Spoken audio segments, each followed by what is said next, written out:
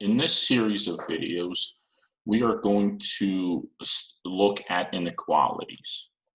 Now, inequalities are different from equations in that instead of an equation which ends with a solution like x equals 2, inequality doesn't say that two quantities are equal. It says that one quantity is bigger than or smaller than the other quantity.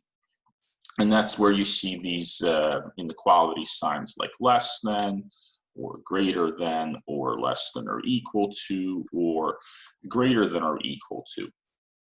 And so a solution to an inequality could be something like x is bigger than 2, or x is less than or equal to 2. And what exactly does that mean? How is this different from solving an equation? Well, if you have x equals 2, what that means is, if you think of all the numbers on the number line, only 2 is your answer, right? Or if you want to just list all possible answers to an equation, then you would say, this is what's called set notation, that the only thing that x could be is 2. When you say that your answer is x is bigger than 2, well, what exactly does that mean? Well, obviously all numbers bigger than 2. So if we were to list all of those numbers, we'd run into trouble, because sure, you could say 3, 4, 5, so on and so forth. That's already a little problematic because we have an unlimited amount of numbers.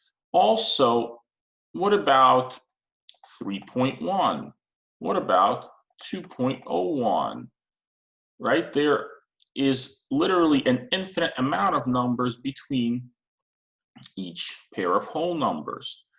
In fact, I can't even tell you what the smallest number that's bigger than 2 is. Is it 2.1? Is it 2.01? Is it 2.001?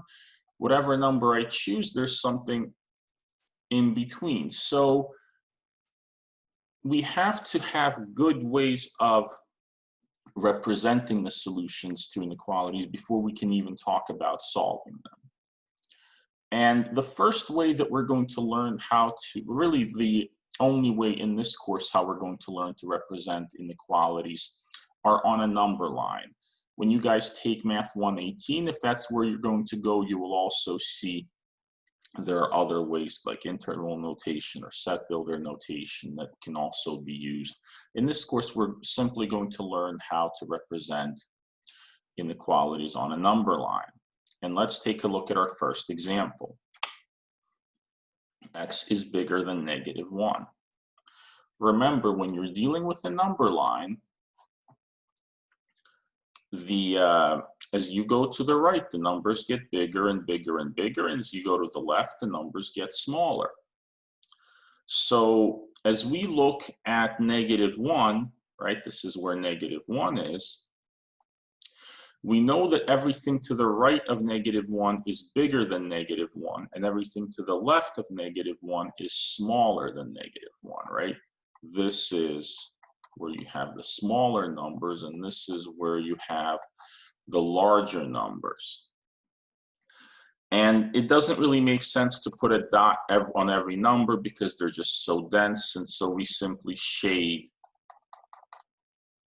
this whole interval.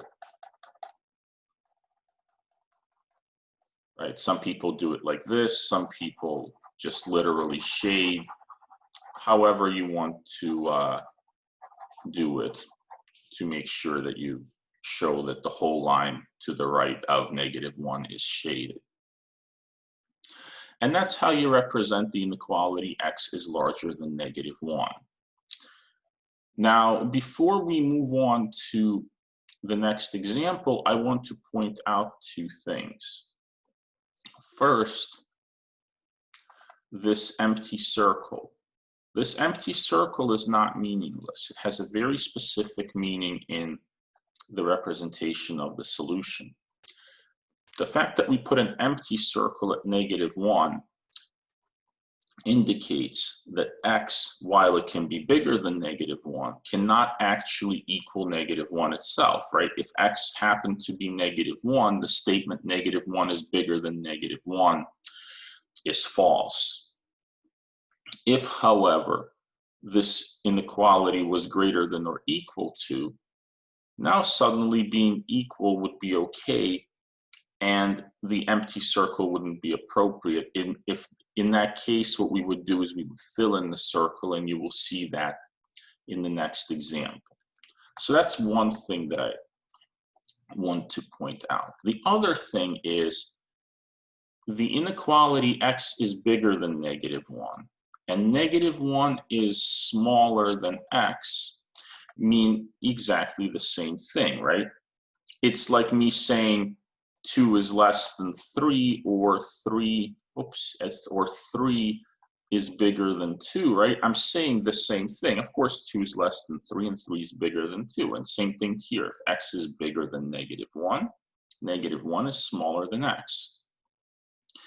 And they mean the exact same thing, which means if you would see an inequality like this, you would still have to shade to the right of -1 because x is larger than -1, right? Even though the sign may point the other way, you should still look at it from the point of view of x, because what you are shading is all possible values of x, and x has to be larger than -1.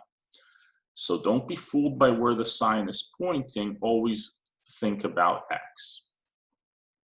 Let's take a look at one more example. X is less than or equal to 2. Again, our key number is 2. That's right here. Unlike the previous example, though, this is a less than or equal sign. And if you remember what I said just a minute ago, that means that x equaling 2 is part of our solution.